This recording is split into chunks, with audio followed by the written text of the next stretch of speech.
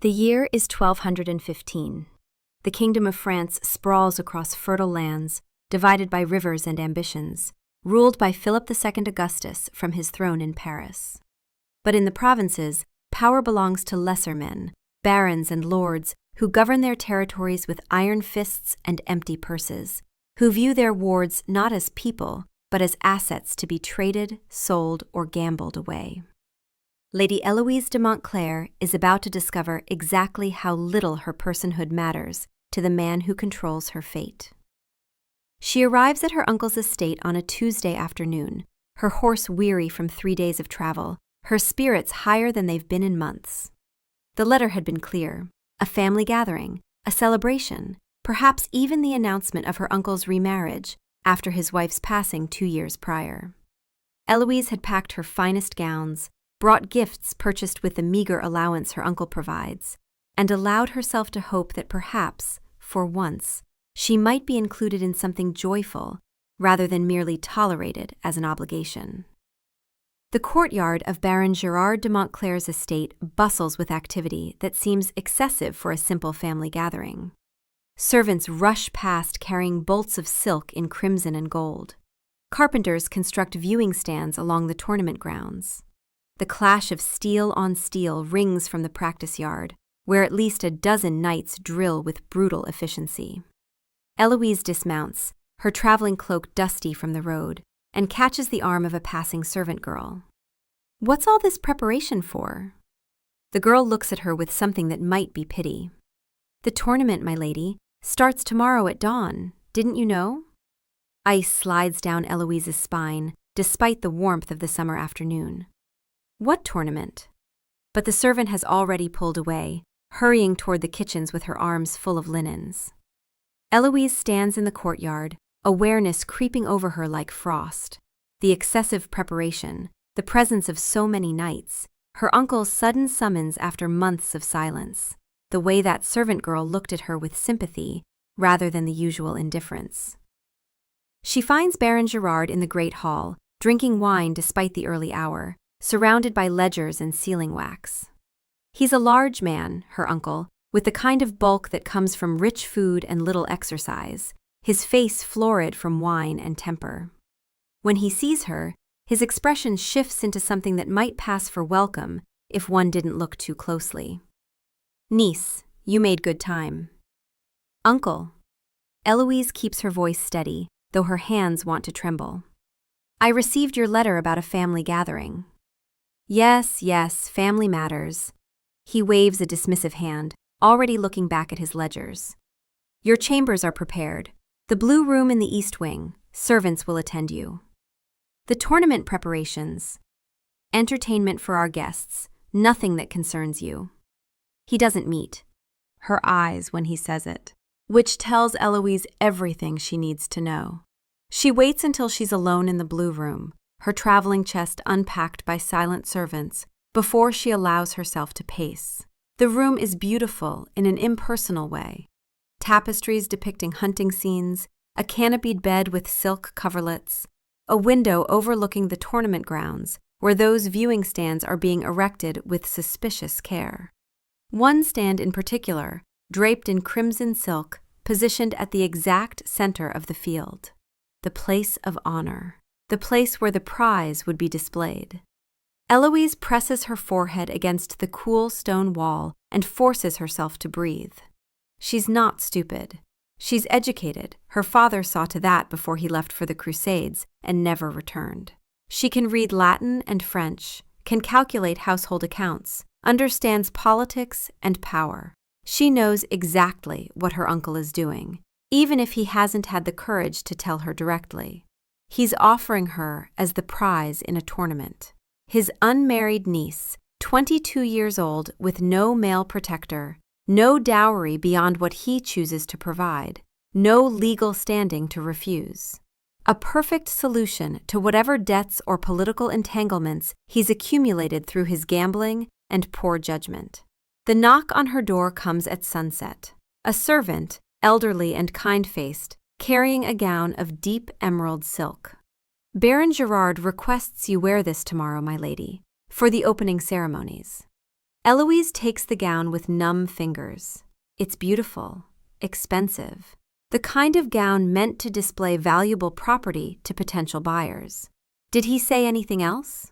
The servant's eyes are sympathetic. Only that you're to sit in the place of honor, my lady, that you're to smile and look pleased. I see. Eloise's voice comes out steady, despite the fury building in her chest like a storm. Thank you. She doesn't sleep that night. Instead, she sits by the window, watching the moon track across the sky, watching the tournament grounds transform into an arena, watching her future narrow to a single point. Whatever man can strike hardest with a lance, whoever can knock the most opponents from their horses, whoever wins the right to own her like a prize mare. Dawn breaks cold and clear. Servants arrive to dress her, to arrange her dark hair in elaborate braids woven with silk ribbons, to paint her lips with berry stain and dust her cheekbones with crushed pearls. They work in silence, and Eloise submits because what choice does she have? She could run, perhaps, take a horse and flee into the countryside. But where would she go? She has no money of her own, no family beyond Gerard, no convent that would accept her without a substantial donation that her uncle controls. The emerald gown fits perfectly. Of course it does. Gerard has planned this carefully. The great hall fills with knights and nobles as the sun climbs higher. Eloise descends the stairs with her head high, her spine straight, her face composed into pleasant neutrality.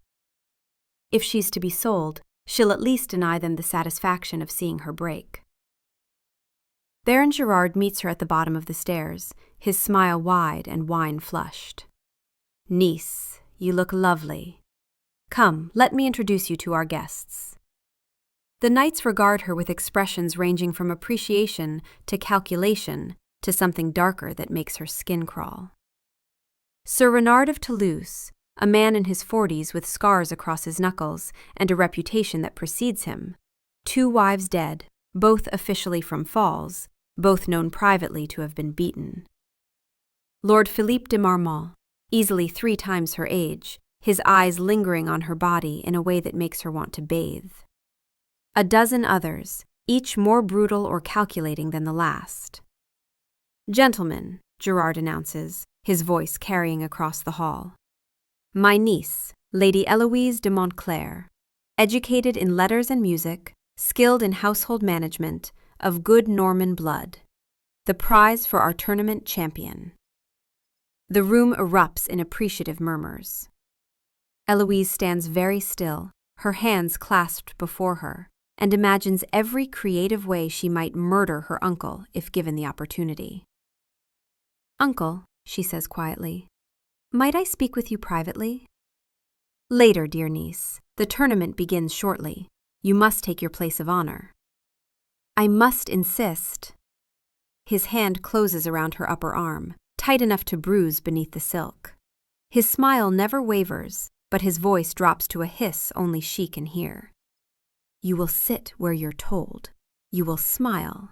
You will behave as befits your station, or I will have you dragged there and bound to the chair. Do you understand? Eloise meets his eyes and sees no trace of the uncle who once bounced her on his knee when she was small, before her father left, before power and gambling debts turned him into this. Perfectly. The place of honor is exactly as degrading as she imagined. A throne-like chair elevated on a platform, positioned so every spectator can see her, can watch her watch men compete for ownership of her body and future. Servants arrange her gown for maximum display. Gerard sits beside her, playing the benevolent uncle, accepting congratulations from other nobles on his generosity in providing such a prize.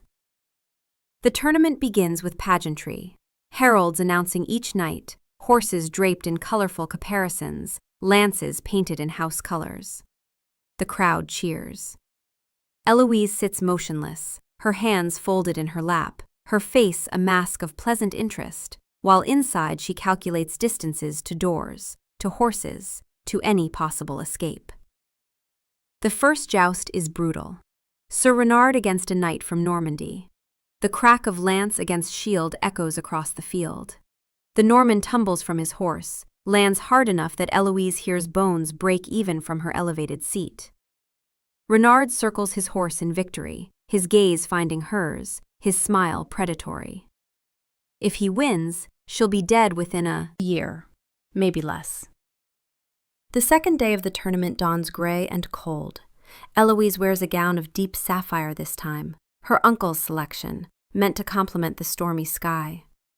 She's watched 8 jousts so far. Sir Renard has won 3. Lord Philip has won 2. The odds are narrowing, and with them, her hope.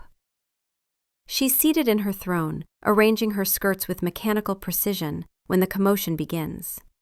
Murmurs ripple through the crowd, heads turning toward the entrance to the tournament grounds. A rider approaches, and even from a distance, Eloise can tell something is different about him. His armor is black. Not the polished black of expensive steel, but something else. A black that seems to absorb light rather than reflect it, that makes him difficult to look at directly, as if he's a shadow given form. His horse is midnight dark, its movements too fluid, too coordinated. No banner flies from his lance, no device decorates his shield. The herald looks uncertain as the knight approaches the baron's stand. "My lord, a late entry requests." "I am Lord Dorian de Ashford," the Black Knight says, his voice carrying clearly despite the helmet that completely conceals his face. His accent is strange, cultured French with something else beneath it, something older. "I come to compete for the prize offered." Gerard leans forward, his eyes narrowed. "Ashford? I know no house Ashford. My family holdings were in Saxon England before the Norman conquest." The knight produces a scroll from his saddlebag, passes it to a servant who carries it to Gerard. "Recently, through careful genealogical research and diplomatic negotiation, I've established my claim to certain territories. These documents bear the seals of nobles across France and the Holy Roman Empire, attesting to my legitimacy." Eloise watches her uncle unfurl the scroll, his expression shifting from suspicion to surprise to calculation. The seals are genuine. She can see them from here, the wax stamps of houses both French and German. The documents appear legitimate. "The entry fee is substantial," Gerard says slowly. The Black Knight produces a leather purse, heavy enough that it makes a solid thump when placed on the herald's table. Gold coins spill out, old but recognizable. More than enough. Gerard's greed wins over his suspicion. "Very well, Lord Ashford is entered in the tournament. Take your place with the other competitors." The Black Knight bows from his saddle, the movement somehow both courtly and unsettling. As he turns his horse away, Eloise could swear his helmet shifts slightly in her direction, though she can't see his eyes, can't see anything but the black metal and the darker shadow within. The tournament resumes, and Lord Dorian de Ashford begins to decimate the competition. His first joust is against a knight from Brittany, a man who's won 2 previous bouts. The Black Knight's lance strikes with impossible precision, center of the shield, perfect angle, enough force to lift the Breton from his saddle and deposit him on the ground with brutal efficiency. Single pass, single strike. Victory. The crowd murmurs. Luck, perhaps, or skill. His second joust is identical. Different opponent, same result. His lance never misses. His horse moves with unnatural coordination, anticipating his commands before he gives them. He wins in a single pass. By his third victory, rumors spread through the crowd like smoke. Uncanny. Cursed. Dangerous. His movements are too perfect, too controlled. No hesitation, no wasted motion. He fights like something that has practiced for centuries rather than years. Eloise watches with a mixture of dread and something she can't quite name. He's terrifying in his perfection. But there's something about the way he fights. Controlled, yes, but also protective.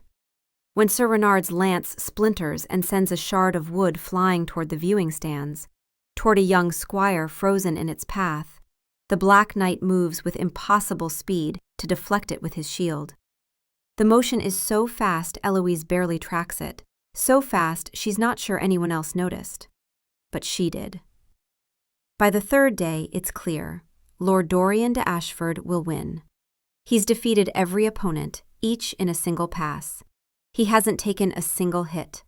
His black armor is unmarked, pristine, absorbing light like a void. The final joust is against Sir Renard, who's fought his way to second place through brutality and skill. Renard wants this victory, wants Eloise, with an intensity that radiates off him like heat. He's made sure she knows it too, catching her eye after each victory, smiling that predatory smile.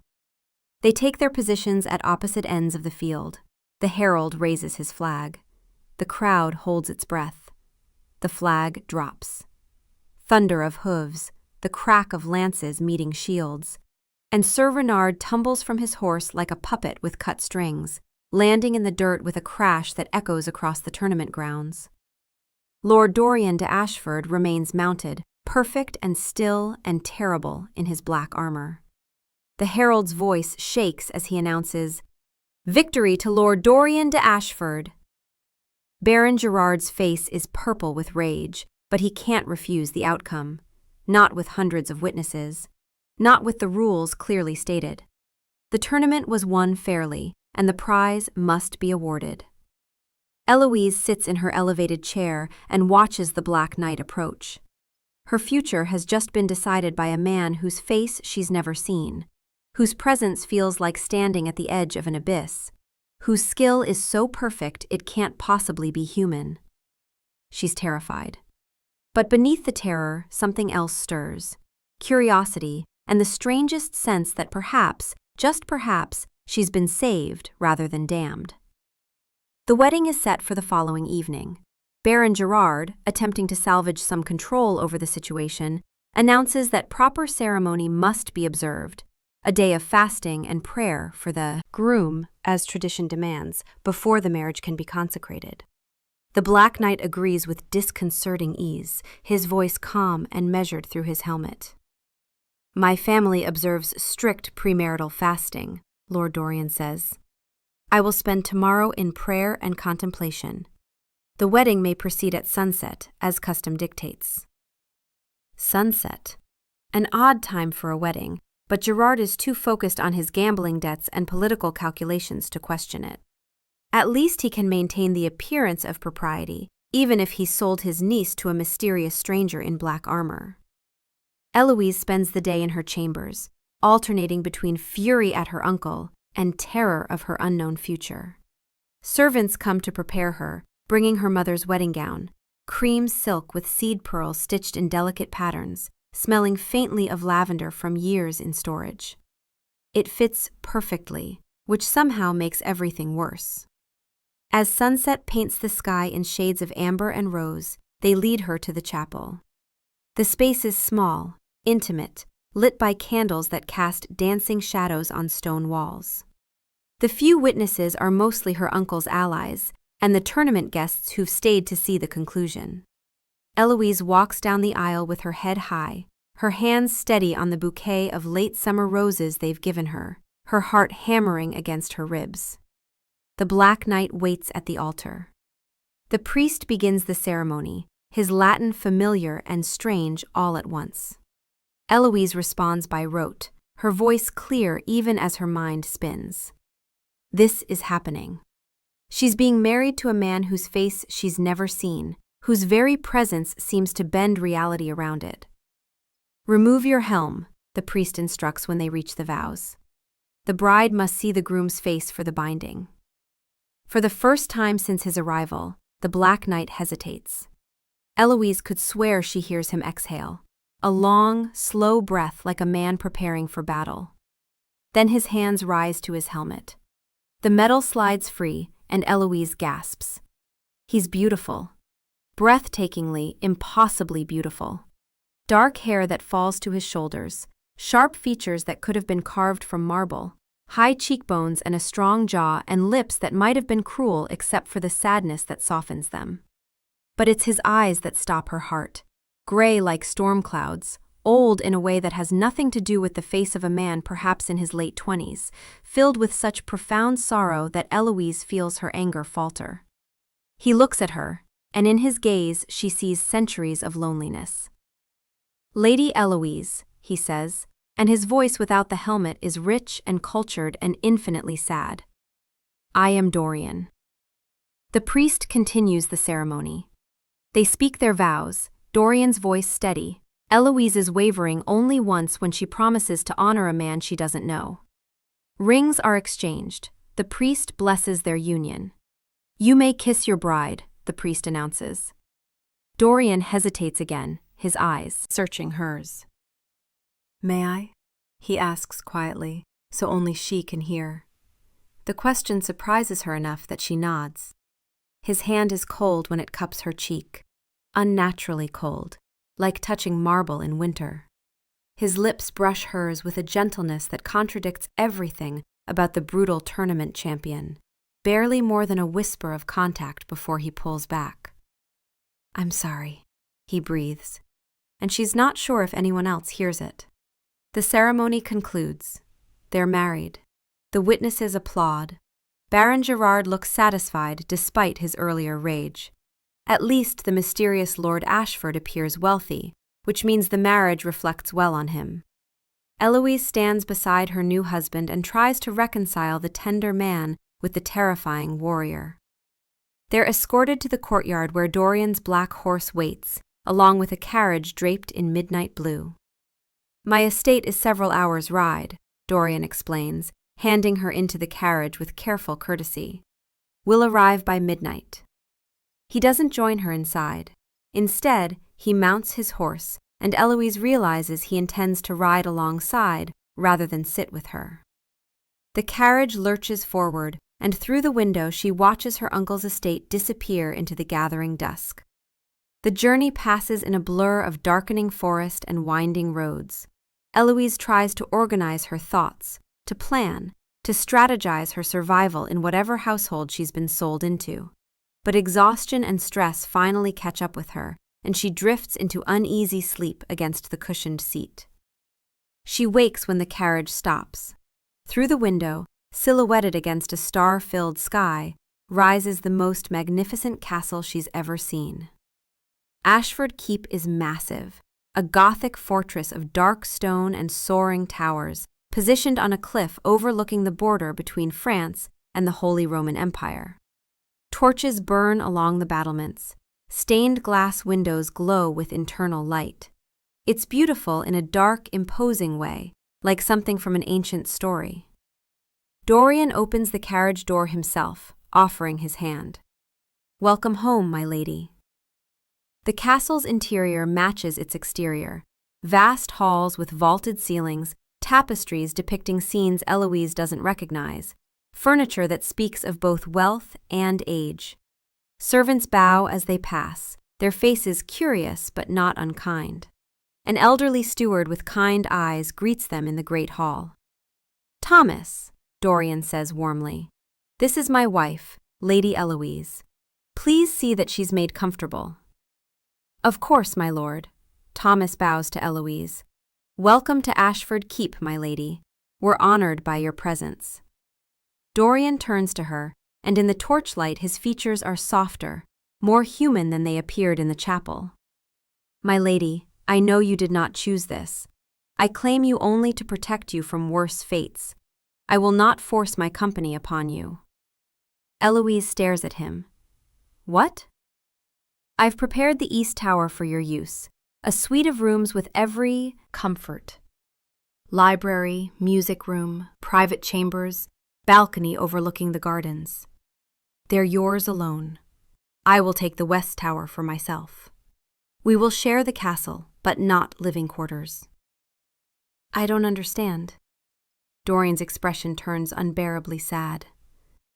"You are my wife-in-law only. I will not touch you without your consent. I will not command you.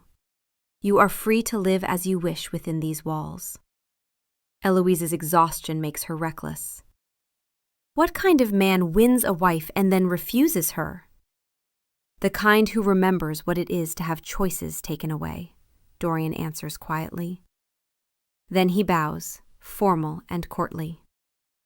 Thomas will show you to your chambers. Rest well, Lady Eloise. We'll speak more tomorrow evening if you wish. He turns and walks toward the opposite tower, his footsteps echoing on stone, leaving Eloise standing in the great hall with questions multiplying like stars. Thomas clears his throat gently. This way, my lady, your chambers await. The East Tower exceeds anything Eloise imagined. Her suite includes a bedchamber with silk hangings and a massive fireplace, a sitting room with comfortable chairs and writing desk, a library lined with books in multiple languages, and a music room with a lute resting on a stand near the window. The balcony overlooks gardens that must be magnificent in daylight. Even in darkness, she can see the shapes of carefully tended hedges and flower beds. Lord Dorian instructed us to acquire anything you might need or desire, Thomas explains, lighting candles. If there's anything missing, you need only ask. This is extraordinary. Eloise touches the lute strings, which ring clear and perfectly tuned. His lordship wanted you to be comfortable. Thomas pauses at the door. He's a good man, my lady. I know circumstances have been unusual, but I've served House Ashford for many years. You need not fear him. After Thomas leaves, Eloise explores her new domain.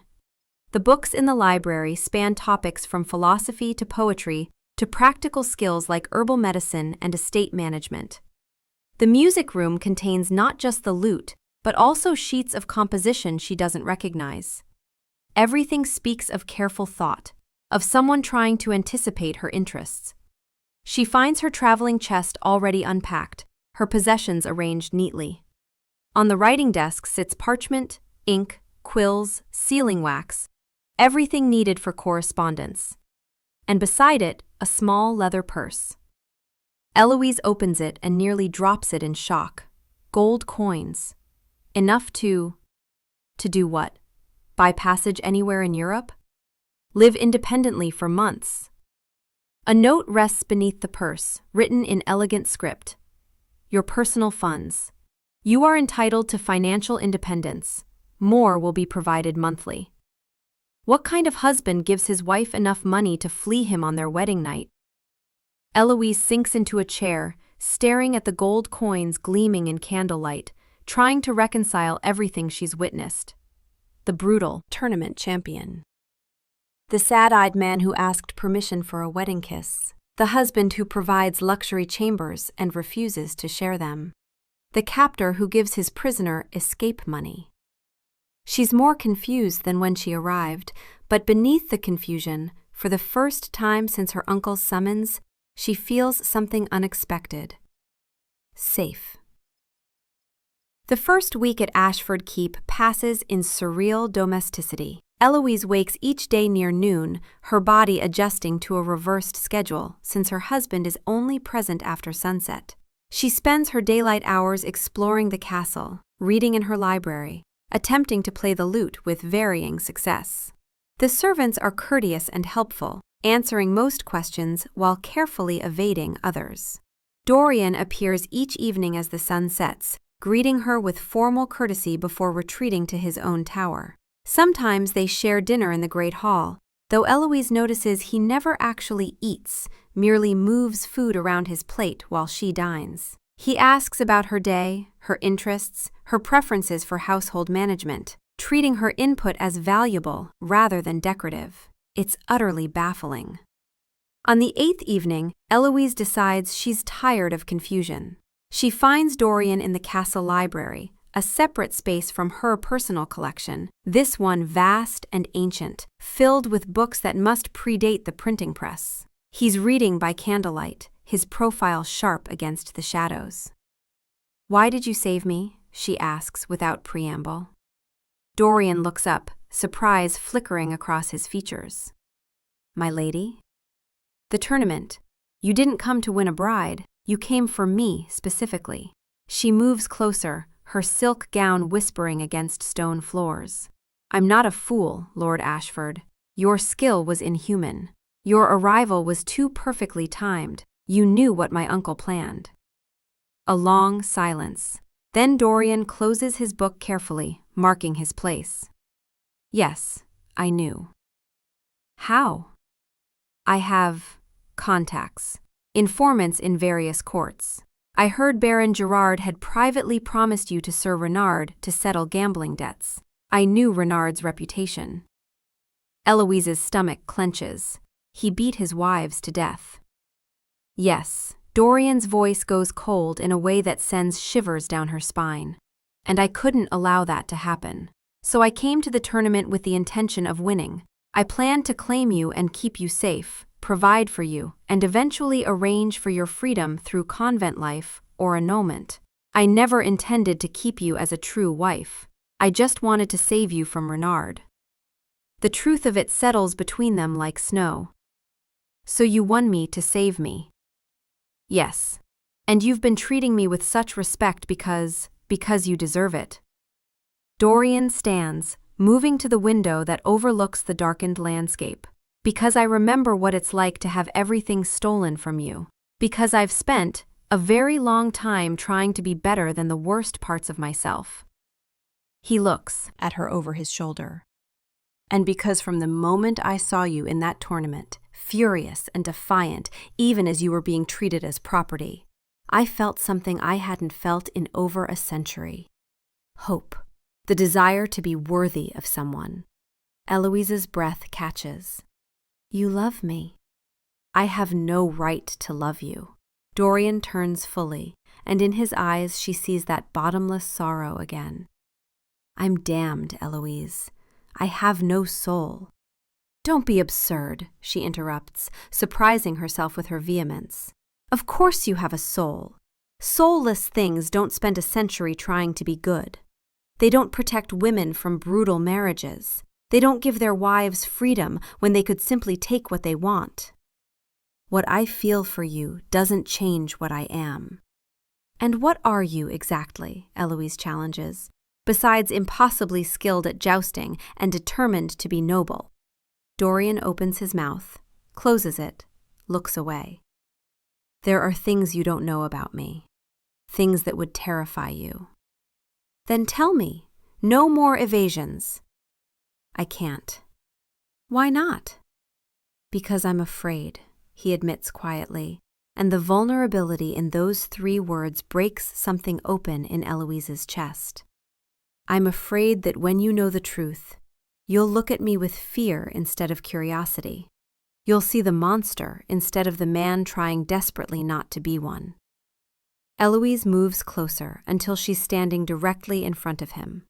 This close, she can see the fine details, the way his pupils are slightly too large, the complete absence of warmth in his skin, the way he holds himself with unnatural stillness.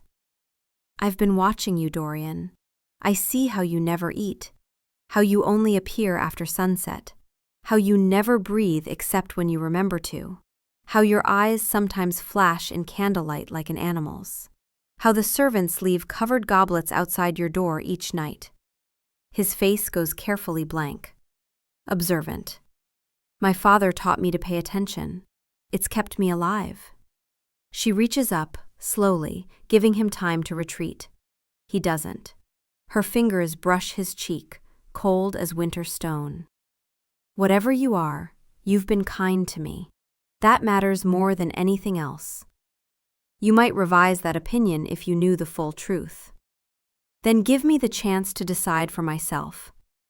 They stand like that, frozen in a moment of perfect tension, candlelight flickering around them. Dorian looks at her like she's something precious and breakable, like he wants to reach for her but doesn't dare.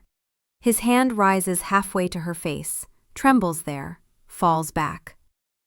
Soon, he promises. When I find the courage. Soon. It's not the answer she wants, but it's honest. Eloise nods and steps back, giving him space. I'll wait. But Dorian? I'm not afraid of you. You should be, he whispers as she leaves. Any sane person would be. But Eloise has never been particularly sane when it comes to self-preservation. and she's starting to suspect that the greatest danger isn't the mysterious lord she's married to, it's how quickly she's falling for him. The weeks unfold into a pattern that feels almost normal. Eloise and Dorian develop a careful friendship, dancing around the growing attraction between them, while learning each other's minds. He teaches her chess, and she discovers she has a ruthless, strategic mind that delights him. They debate theology and philosophy late into the night, his arguments showing depth that only comes from centuries of contemplation.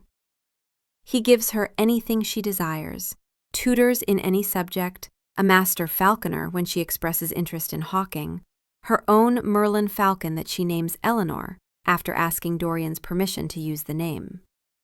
His expression when she asks is complicated, pained, but he nods. It's a good name. She would be honored. Who was she? Someone I loved very much, long ago. He doesn't elaborate, and Eloise doesn't push.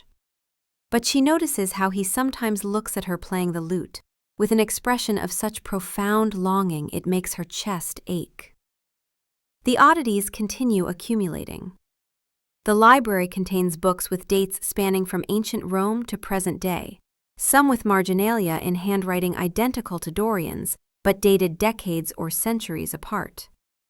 He knows intimate details about historical events as if he witnessed them, describes battle strategies from the First Crusade with unsettling precision.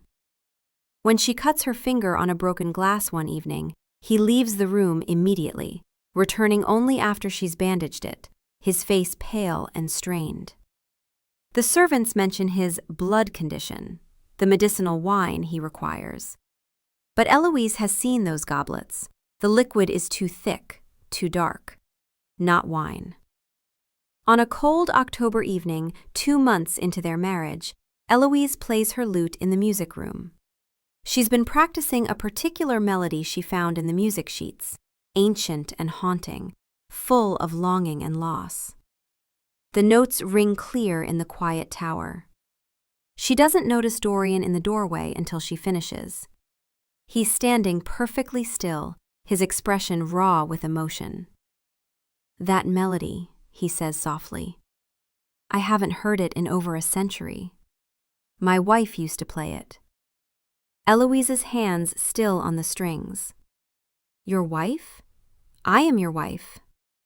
Dorian looks stricken, as if he's revealed something he shouldn't have. "My first wife, Eleanor. She died in 1087. I'm sorry, I shouldn't have said anything." The numbers don't make sense. Eloise's mind races through the calculation. 1087 to 1215. That's 128 years ago. If Dorian had been old enough to be married then, even if he'd been very young, he'd have to be... "How can you remember something from 1087? She asks carefully. "You'd have to be over 150 years old." Dorian closes his eyes. When he opens them, they're full of resignation. "Yes." "That's impossible." "I know." "Unless you're not..." She trails off, the pieces finally falling into place with horrifying clarity. Never eats, never visible during sunlight. Unnaturally cold skin, inhuman speed and strength, blood in goblets. Servants who've worked here for decades. Books spanning centuries in his handwriting. "Oh. Eloise, you're dead." "Not exactly." Dorian stays in the doorway, giving her space, his hands spread in a gesture of harmlessness. "I'm undead, a vampire. I was turned in 1089 after Eleanor died. I've been this thing for 126 years. The room spins. Eloise sits down hard on the nearest chair, her lute forgotten. "Vampires are real." "Yes." "You drink blood." "Yes." "You can't go in sunlight." "It would kill me, burn me to ash in minutes." "The servants know." The long-term ones, yes. They're bound to me by loyalty and some degree of compulsion to keep the secret. But I treat them well. They're not prisoners. Eloise's mind reels through implications. Vampires, undead creatures. Her husband is one, has been one for over a century. Everything she's noticed suddenly makes perfect, terrible sense. You could kill me. I could. His voice is very quiet. I'm strong enough to tear you apart without effort, fast enough that you'd never escape. I could compel you to forget this conversation, to love me, to do whatever I wished. But I won't, Eloise. I've spent the last century trying to be better than the monster I am. Why? The question comes out as a whisper.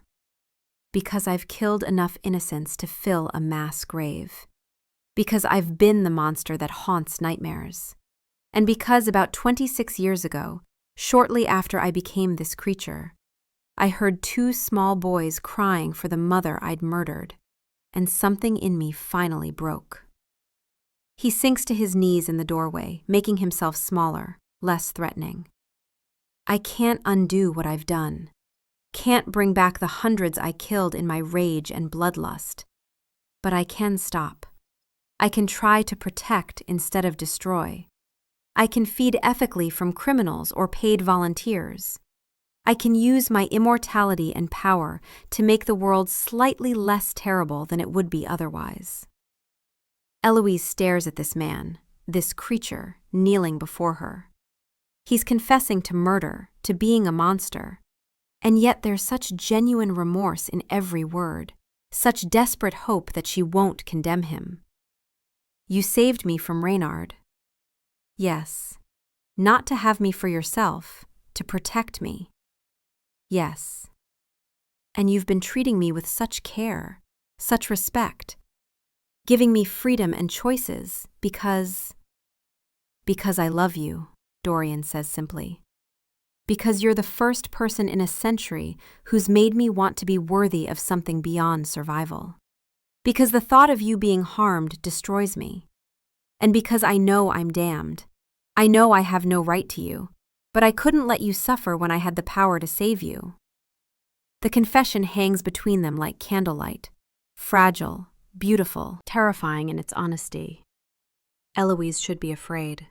Every instinct screams that she should run from the undead creature confessing to centuries of murder. But when she looks at Dorian kneeling in her doorway, looking at her with such vulnerable hope, all she feels is the strange certainty that this moment was inevitable from the first time she saw him. Stand up, she says softly. He does, slowly, wariness in every movement. Come here. He approaches like she might bolt, like she's the dangerous one. When he's close enough to touch, Eloise reaches up and cups his cold face in her warm hands. I'm not afraid of you. You should be. Any reasonable person would be. I've never been particularly reasonable. She smiles, and it's shaky but real. You're a vampire, an ancient undead creature who drinks blood to survive. Yes. And you spent your early years as a vampire murdering innocents. His eyes close in shame. Yes. But you stopped. You changed. You spent 100 years trying to atone. You protect humans now. You hunt monsters instead of being one. I'm still a monster, Eloise. Trying to be better doesn't change my nature. No, but choosing to be better, every single day choosing it, that changes everything. She strokes her thumb across his cheekbone, feeling the cold smoothness of his skin. Monsters don't give their wives freedom. Monsters don't confess their crimes with genuine remorse. Monsters don't look at me the way you do, like I'm something precious instead of something owned. What I am doesn't change. What you choose to do with what you are, that matters more. Dorian's hands rise to cover hers, his fingers trembling against her skin. I don't deserve your compassion. Probably not, but you have it anyway. Eloise takes a breath. I have questions, so many questions, about what you are how it works, how you've survived this long, how you feed now, everything. But first, I need you to know something. What? I'm not leaving. I'm not running. I'm choosing to stay with you, vampire or not. The hope that blooms in his eyes is so bright it hurts to witness. Eloise, I'm choosing you, Dorian, whatever that means. He pulls her into his arms with a sound between a laugh and a sob, holding her like she might disappear. His body is cold, but his embrace is desperate, grateful, protective. Eloise wraps her arms around him and holds tight, feeling his non-existent heartbeat, his unnecessary breathing, the absolute stillness beneath the mimicry of life. She's fallen in love with a vampire, and somehow it's the sanest thing she's ever done. The first crisis comes 3 days after Dorian's revelation. Eloise is alone in her tower chambers when she hears screams from the courtyard below. She rushes to the balcony and sees chaos, armed men pouring through the gates, attacking servants, heading toward the main keep. But these aren't normal men. Some move too fast, their eyes gleaming crimson in the torchlight. Vampires. Before she can process this, Dorian appears in her doorway. She didn't hear him approach. He must have moved at supernatural speed. His face is grim, his eyes already shifting toward that predatory crimson. Stay here. Bar the door. Let no one in but me. What's happening? Enemies. Other vampires who see my marriage as weakness to exploit. I'll protect you. Please, Eloise, stay here. He's gone before she can argue. Moving so fast, he's a blur. But Eloise has never been good at staying put when there's danger. She retrieves her father's sword from where she's kept it mounted in her chambers, a blade he taught her to use before he left for crusade. She's not a master, but she's competent enough to defend herself. The castle corridors are chaos. Servants flee toward hidden passages Dorian had shown them weeks ago. He'd prepared for this possibility, she realizes. The attackers are a mix of human mercenaries and vampires, all wearing the same crimson insignia on their armor. Eloise follows the sounds of combat to the Great Hall. What she sees there will haunt her forever. Dorian, fighting against multiple opponents simultaneously. But this isn't the controlled, precise tournament fighter. This is something else entirely. He moves faster than her eyes can track, blurring between positions. Inhumanly strong, throwing armored men across the room like they weigh nothing. His eyes glow crimson, his face transformed with extended fangs, clawed hands tearing through enemies with brutal efficiency. He's covered in blood, none of it his own. But even in his monstrous fury, she sees him protecting the servants. An older woman is cornered by mercenaries. Dorian intercepts them with impossible speed, killing them before they can touch her. He's shielding the humans with his own body, ensuring they can flee to safety. A vampire assassin breaks through the main defenses, heading straight for the servants' wing where the steward's young children sleep. Dorian sees it, roars with inhuman fury. The sound echoes off stone like something from hell itself, and moves faster than Eloise has ever seen, intercepting the assassin and literally tearing him apart before he reaches the children's door. The battle is brutal, efficient, and absolutely terrifying. When the last attacker falls, Dorian stands in a hall of corpses, breathing hard despite not needing to breathe, his eyes still crimson, fangs still extended. He looks like exactly what he is, an apex predator, a creature of nightmare. He turns and sees Eloise standing on the stairs, sword raised in trembling hands, having witnessed everything. His face breaks with devastation. The crimson fades from his eyes, the fangs retract. He looks suddenly, terribly human. Eloise. You're a vampire, she whispers. It's one thing to know it intellectually, another to see it, to witness the absolute otherness of him. Dorian closes his eyes in defeat. Yes. You killed them all. Yes. But even in her shock, Eloise notices something. The children. You saved Thomas's children. Dorian looks surprised that this is her question. as if he expected her to ask why he's a monster, not why he protected innocence. Of course I did. Why? If you're a monster… Because they're innocent, he says, voice raw. Because I remember what it was to have a child. Mine died with his mother over a century ago. Because I spent decades becoming exactly the kind of creature humans should fear, and I've spent the last century trying to be something else. Something less damned. The honesty in his voice, the genuine anguish, cuts through Eloise's shock. She lowers her sword, really looking at him. You protect them, all of them.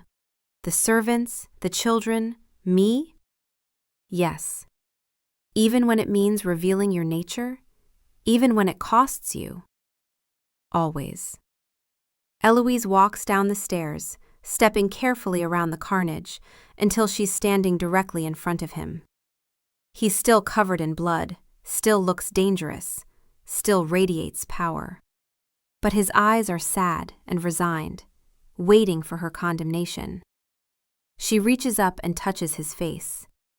His skin is cold as always, but she can feel him trembling. Thank you for protecting them. You're not afraid? I'm terrified, she admits honestly. What I just witnessed, it was like watching something from a nightmare. But you weren't hunting, Dorian. You were defending. There's a difference. I'm still a killer. Yes, but you kill to protect, not to destroy. That matters.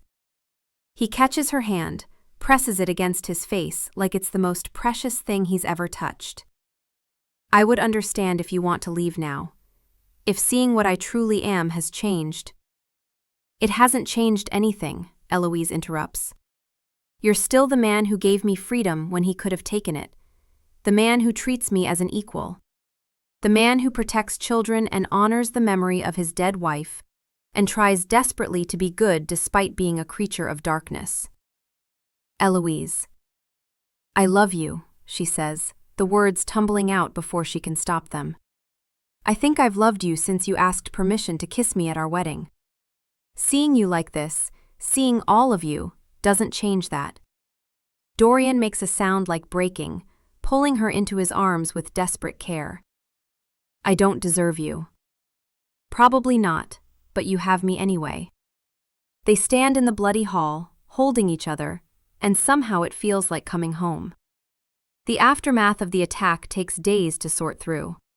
Dorian explains that the vampire who led the assault was Marcus Volkov, a rival who's hated him for decades over territorial disputes. Marcus saw Dorian's marriage to a human as weakness, a vulnerability to exploit. He was wrong, Eloise says as they walk through the gardens the following evening. The damaged sections of the castle are being repaired, the bodies buried or burned depending on what they were. I'm not your weakness. No? Dorian's lips quirk slightly. I'm your reason to be even more dangerous. She leans against him, feeling the cold solidity of his body. Anyone who threatens me has to get through a vampire king who spent over a century perfecting the art of violence. That's not weakness. That's a very stupid person's last mistake. He laughs, the sound surprised and genuine. Bloodthirsty. Practical. She looks up at him. Tell me everything. I want to know all of it. How you were turned, what you've done, how you feed now. All of it. So he tells her. They spend the next several nights in his private study while he shares his history. The Saxon thane whose lands were seized by Norman invaders, his marriage to Eleanor, 3 beautiful years that ended in tragedy when she died in childbirth. His spiral into grief and rage, the ancient vampire Morrigan, who offered him power and immortality. I spent the first decades as a monster, he says quietly, staring into the fireplace that he keeps lit for her comfort, not his. I told myself I was taking revenge on the Normans, on the world that had taken everything from me. But truly, I was just lost in bloodlust and grief. I killed hundreds, fed on innocence without remorse. What changed? His hands clench. I fed on a young mother in a village shortly after I was turned. I left her body in the street. As I walked away, I heard her children crying for her, 2 small boys. And I realized I'd become exactly what I hated. I was the monster taking mothers from children. So you stopped. I tried to. It took years to learn control, to find ethical sources of blood. I feed from criminals sentenced to death now, draining them instead of hanging them. And from paid volunteers in cities who believe I have a rare blood disease requiring transfusions. You compel them to forget? Yes, they wake thinking they were robbed while drunk, but they find the promised gold in their pockets. He looks at her. I know it's not perfect. I'm still taking without full consent, even if I compensate them. But it's better than murder. Eloise considers this. How often do you need to feed? Every few days, more if I'm injured or use significant power. And the sunlight? Instant death. I'd burn to ash in minutes. His expression turns wistful. I miss it. Morning, warmth on my face, the world in daylight. But I gave that up when I chose immortality. Do you regret it? The choice to turn? Dorian is quiet for a long moment. I regret what I became afterward. The murders, the cruelty, the decades of being exactly what humans should fear. But the immortality itself? He looks at her. If I died human in 1089, I never would have met you. So no, I don't regret surviving long enough to find you. The tenderness in his voice makes her heart ache. What happens now, with us? That's your choice, Eloise, always your choice. He takes her hand, his thumbs stroking across her knuckles. We can continue as we are, married but separate, companions but not lovers. I can. Arrange for annulment eventually, or provide for you to enter a convent if you wish. You could even leave, start a new life somewhere with money and protection. Whatever you want. And if what I want is you, truly want, as a real wife? His breath catches, unnecessary but habitual. Then I would be the happiest damned creature in existence. But Eloise, you need to understand what that means. I'm frozen at 28. You'll age while I remain unchanged. In 10 years, you'll look older than me. In 20, noticeably so. Eventually I'll die, and you'll continue? Yes, unless... He trails off. Unless what? Unless you choose to be turned, to become what I am. The words hang between them, heavy with implication. Eloise had known this possibility existed, but hearing it stated so directly makes it real. How does it work? I would drain you to the edge of death, then feed you my blood. You'd die as a human and wake 3 days later as a vampire. Frozen at whatever age you are when turned, needing blood to survive. Sunlight would kill you. You'd live forever, or until someone destroys you. Would I become a monster? I don't know, he says honestly. Some new vampires retain their humanity easily. Others lose themselves to bloodlust for years. I couldn't promise you wouldn't struggle. But I would be there, helping you, every night. And if I choose to stay human, live my natural life and die? Dorian's voice is thick with emotion. Then I would love you for every moment you have left. I would hold you as you aged. I would be with you at the end. And then I would mourn you for the rest of my existence. Would you move on? Find someone else? No. I've loved twice in 154 years, Eleanor and you. I don't think I have the capacity for more.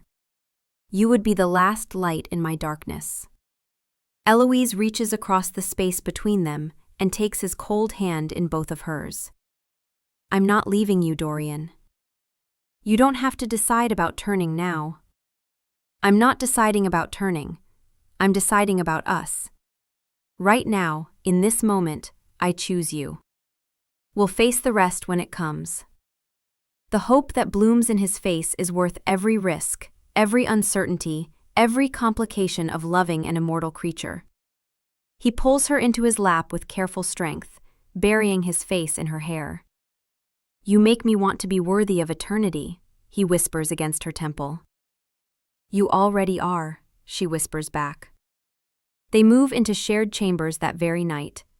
The transition from separate towers to genuine marriage happens naturally, inevitably. Dorian is careful with her, reverent, treating her like she's made of spun glass and starlight. I won't break, Eloise tells him on their first night together, laughing at his excessive caution. You're human, fragile. I have to be careful.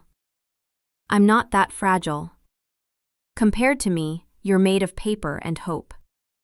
But he relaxes slightly, allowing himself to hold her properly, to kiss her with less restraint. Loving a vampire requires adjustments. Eloise learns to avoid him during her courses. The scent of blood tests his control too much. She's careful with cuts and injuries around him, though he's never once lost control with her. Their life becomes entirely nocturnal. She sleeps during the day, wakes at sunset, lives in the night world with him. But the joys outweigh the complications. His centuries of experience make him an attentive partner in all things. He reads to her in languages long dead, sharing poetry she'd never otherwise hear. His knowledge is encyclopedic. He can tutor her in any subject she desires. She begins studying medicine and herbs seriously, using his library and bringing in tutors, developing real skill as a healer. His wealth means she can pursue any interest. His protection means she's safer than almost any woman in Europe. His love means she's cherished in ways she never imagined possible.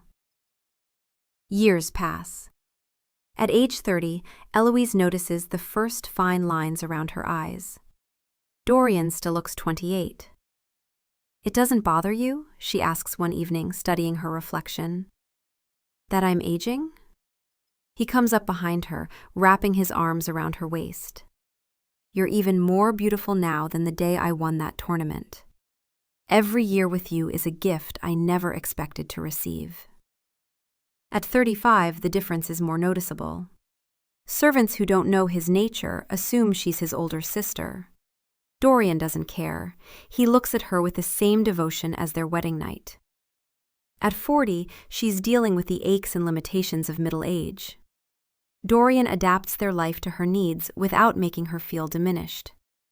He carries her upstairs when her knees ache, arranges cushions for her comfort, adjusts schedules around her energy levels. You don't have to coddle me, she protests. I'm not coddling. I'm caring for someone I love. He kisses her temple. You've spent 15 years caring for me, ensuring I have ethical blood sources, managing the household to accommodate my nocturnal life, helping me navigate vampire politics. Let me care for you in return. At 45, Eloise looks in the mirror and sees a middle-aged woman.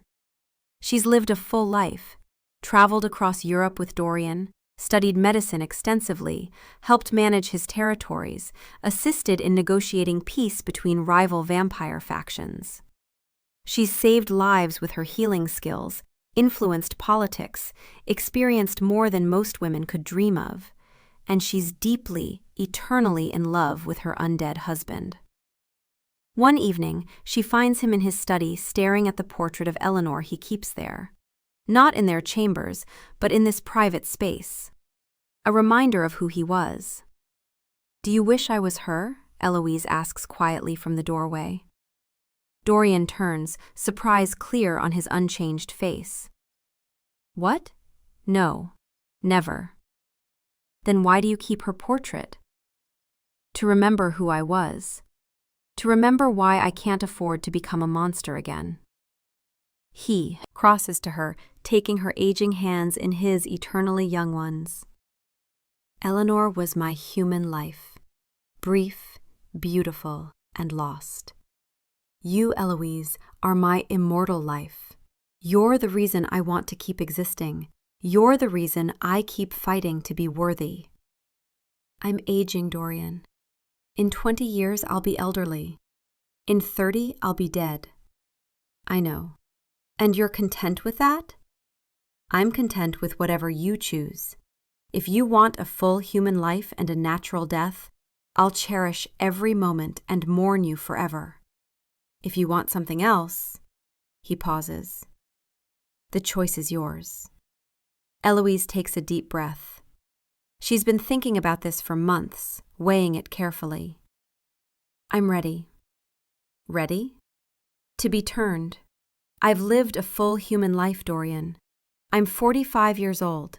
I've experienced everything I wanted: love, learning, purpose, adventure. I've made my mark on the world. And I want more. I want centuries more. With you. Are you certain? His voice trembles with hope and fear. There's no reversing this. You'll become exactly what I am. A creature of darkness, dependent on blood, cut off from sunlight forever. I've lived in darkness with you for 15 years. It's never felt dark. It's felt like home. She cups his eternally young face. I choose this. I choose you. I choose forever. The transformation happens in their private chambers on a cold November night. Dorian prepares everything carefully: blood stored for her first feeding, arrangements made for her absence from public view during the 3-day death period, protections in place against any who might interfere. Are you absolutely certain? He asks one final time, his hands trembling as he holds her. I've never been more certain of anything. He bites his own wrist first, his blood welling dark and strange. Drink this first. It will make the transition easier. The taste is alien, copper and something else, something ancient and powerful. Then he tilts her head gently, his fangs extending. I love you. Remember that, no matter what happens in the next 3 days. The bite is sharp, then euphoric. Eloise feels her life draining away, feels herself growing cold and distant. The last thing she hears before darkness takes her is Dorian's voice, ragged with emotion. Come back to me. Death is cold and silent and absolute. For 3 days, Eloise floats in darkness, neither living nor dead, her body transforming cell by cell into something new. She dreams of Dorian, his sad eyes, his careful hands, the way he looks at her like she's the sun he can never see. On the 3rd night, she wakes. Everything is different, sharper, brighter, more intense. She can hear Dorian's non-existent heartbeat, can smell blood everywhere. In the servants downstairs, in the animals outside, pulsing and calling. Her own heart is silent in her chest. She gasps, but doesn't need the air. Dorian? Her voice carries strange resonance now. He's there instantly, kneeling beside the bed, his face a mixture of hope and terror. I'm here. How do you feel? Like I'm burning, like I'm starving, like I want to. She looks at his throat, at the pulse of old blood there. Her fangs extend involuntarily. That's the hunger. We'll address it. But first, do you know who I am? Do you remember yourself? She focuses through the overwhelming sensory assault. You're my husband. I'm Eloise. I chose this. Dorian nearly collapses with relief. You remember. Thank God you remember. I'm so hungry. I know. Come. He helps her stand. She's stronger now, can feel the power in her limbs. I have blood prepared for you. Learning to feed is difficult. The hunger is maddening, the instinct to hunt and kill almost overwhelming. But Dorian is patient, guiding her through it. He's prepared stores of blood from his usual sources, executed criminals. She learns to drink without killing, to control the predatory instincts, to retain her humanity despite the monster inside. it takes weeks. There are setbacks, moments where she nearly loses control, where the hunger almost wins. But Dorian is always there, anchoring her to who she is. And gradually, she adapts, learns her new body, her new senses, her new existence. The world at night is beautiful in ways she never imagined. Her medical knowledge combines with vampire healing abilities to make her an even more effective healer. She's strong, fast, powerful in ways that make her feel invincible. But the best part is simple. When she looks in the mirror now, the mirrors Dorian had removed from the castle centuries ago but has slowly been replacing. She sees a woman frozen at 45. Still aging in appearance from her pre-transformation years, but stopped now, forever. And beside her, looking exactly as he did on their wedding night, is Dorian. Eternally 28. Her husband, her love, her eternity. No regrets? He asks softly, watching her examine her reflection. Not a single one. The years blur together in the best possible way. 1260, 1280, 1300. Eloise and Dorian become fixtures of vampire society. Known for their unusual love story, their ethical feeding practices, their protection of human territories from worse vampires. They travel when they wish, collect knowledge, save lives, manage the complex politics of immortal beings, and love each other through endless nights. In 1360, Lady Eloise Ashford sits in her library, cataloging new medical texts from Constantinople. She appears 45 but moves with the grace and strength of the vampire she's been for 95 years. The knowledge she's accumulated in that time would fill volumes. Lord Dorian enters, still looking 28 after 271 years of existence, carrying an ancient lute. I found this in Paris. It's nearly identical to the one you played when we first married. Eloise takes it, plays the ancient melody he loved, Eleanor's song. After nearly a century of practice, she's perfected it. Do you still think of her? She asks softly. I honor her memory.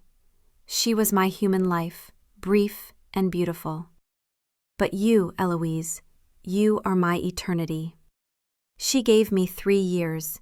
You've given me 95 years, and will give me thousands more.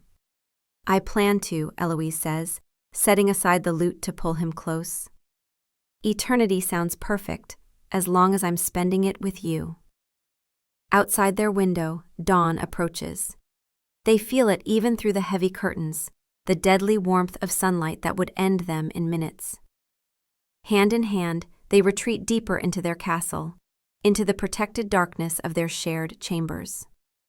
The sun rises over Ashford Keep, golden and beautiful and fatal. But inside, in the darkness that is their element, Eloise and Dorian hold each other and know they've found something more valuable than sunlight. They've found forever. The castle settles into its daytime quiet. Servants move through sunlit halls, managing the estate while their vampire lord and lady sleep. They're loyal, these servants. Generations now have served House Ashford, knowing the truth, choosing to stay because the immortal couple treats them with respect and protects them fiercely. In the deepest chamber of the West Tower, protected by layers of stone and heavy curtains, Dorian and Eloise lie entwined. They don't need sleep the way humans do, but they rest during daylight hours, holding each other, sometimes talking softly about the night to come. We should visit Venice next month, Eloise murmurs against his shoulder. I heard there's a new medical text available from the East. Anything you wish. His fingers trace patterns on her back. Though you realize you're becoming more educated than most university scholars. I have time to study, centuries of it. She smiles against his skin. Might as well use it productively. You've saved more lives in 95 years than most healers save in a lifetime. I think you're using your immortality remarkably well. We both are. She pulls back to look at him. In the dim light, his features are soft, the perpetual sadness that used to haunt his eyes replaced by contentment. You've protected so many, Dorian. Humans and vampires both. You've built something good with your eternity. We've built it, together. He cups her face. I was lost for 2 centuries before you. Just existing, trying not to become a monster again, but without purpose beyond survival. You gave me purpose, gave me joy, gave me a reason to keep being better. You gave me freedom when I had none, love when I expected cruelty, eternity when I faced a brutal, short life. She kisses him softly. We saved each other. I suppose we did. They lie quiet for a while, listening to the sounds of the castle above, servants working, horses in the stable, the distant sounds of the village beyond their walls. All of it life continuing under the protection of the vampire lord and Lady who've chosen to be guardians rather than predators. Do you ever miss it? Eloise asks eventually. Being human? Daylight? Growing old naturally? Sometimes I miss the sun, Dorian admits. Morning, warmth, the world in daylight. But I've had the night for 271 years. I've learned to love it. The stars, the moonlight, the quiet beauty of darkness. And I have you in it, which makes every night worth the trade. Even the difficult ones, the political conflicts, the territorial disputes, the younger vampires who challenge you, even those, because they end with us here, safe, together. He kisses her forehead. Every challenge is bearable when I know I'll face it with you beside me. Eloise settles against him, perfectly content. The morning light outside would kill them both in moments, but here, in their protected darkness, they're safe. Together. Forever. As they finally drift into true sleep, the last thought Eloise has is gratitude. For the tournament that brought them together, for the choice she made to stay, for the eternity they've built, from a marriage that started as rescue and became the greatest love story she could imagine. The sun climbs higher, the castle bustles with life, and in the darkness, 2 vampires sleep peacefully, hands entwined, hearts long since silent, but souls utterly, completely full. Evening comes as it always does. The sun sinks toward the horizon, and in their protected chamber, Eloise and Dorian wake. It's not like human waking, no grogginess, no slow rise to consciousness. Vampires wake completely, instantly alert. Good evening, Dorian murmurs, and the ritual greeting makes Eloise smile. He says it every sunset, has said it for 95 years, and she never tires of it. Good evening, my love. They rise, dress in the comfortable elegance they prefer, and make their way to the great hall. Thomas, the elderly steward from their early years, has long since passed, but his grandson holds the position now, meets them with the evening schedule. My lord, my lady, 3 matters require attention. First, a delegation from the Paris Vampire Council arrives tomorrow night regarding the territorial dispute in Burgundy. Second, the new hospital in the village requests Lady Eloise's expertise with a difficult case. Third, a young vampire, recently turned, seeking guidance on ethical feeding, has requested sanctuary. Schedule the council delegation for tomorrow at midnight, Dorian instructs. Tell the hospital I'll come tonight after feeding. And bring the young vampire to us immediately. If they're seeking help, we'll provide it. This is their life now. Managing vampire politics, protecting human communities, teaching younger vampires to be better than their base instincts. It's purposeful, meaningful work that gives shape to immortality. The young vampire turns out to be a girl, barely 20 when she was turned, terrified and hungry, and desperately trying not to hurt anyone. Eloise sees herself in the girl's fear, remembers her own difficult transition. You're safe here, Eloise tells her gently. We'll teach you control, show you how to feed without killing, help you retain your humanity. I don't want to be a monster, the girl whispers. Then you won't be, Dorian says firmly. Being a vampire means you'll always have the capacity for monstrous acts. But you get to choose, every single night, whether to give in to that capacity or fight against it. We'll help you choose well. They spend the evening teaching her basic control techniques, ethical feeding sources, how to manage the hunger. It's exhausting work, but rewarding. By the time they send her to rest in guest chambers, she's calmer, more hopeful. That could have been me, Eloise says as they watch the girl go. Alone, terrified, losing myself to bloodlust. But it wasn't. You had me to guide you. And now we guide others. Pass on what we've learned. She leans against him, building something good from what we are. Together, he agrees. Later, Eloise visits the village hospital, a building she helped establish and fund, staffed with healers she's trained over the decades. A difficult childbirth case requires her expertise. She works through the night, using her vampire strength carefully, her medical knowledge extensively, her determination absolutely. Mother and child both survive. The family weeps with gratitude. Eloise accepts their thanks with quiet grace, refusing additional payment beyond the modest fee that maintains the hospital. You saved them, the head healer says in awe. We saved them, Eloise corrects. You did most of the work. I simply have advantages you lack. She doesn't elaborate on those advantages. The hospital staff knows she's unusual, but not what she truly is. Dorian waits for her outside, keeping to the shadows. When she emerges, tired but satisfied, he offers his arm. Successful? Both alive and healthy. The baby strong. You're remarkable. He kisses her temple as they walk. 95 years of saving lives. How many do you think you've helped? I stopped counting at 1,000. Too depressing to think about how many I couldn't save. But the ones you did save, they're worth celebrating. They return to the castle as midnight approaches. The Paris delegation will arrive soon, and they need to prepare. Vampire politics are complex.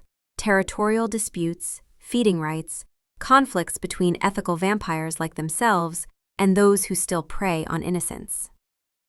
Ready to be diplomatic? Eloise asks as they review documents. As ready as I ever am. Dorian's expression turns wry. I still prefer solving problems with violence, but you've taught me that words work better.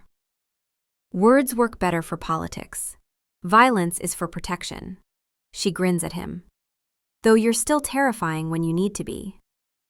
Only to our enemies. Exactly.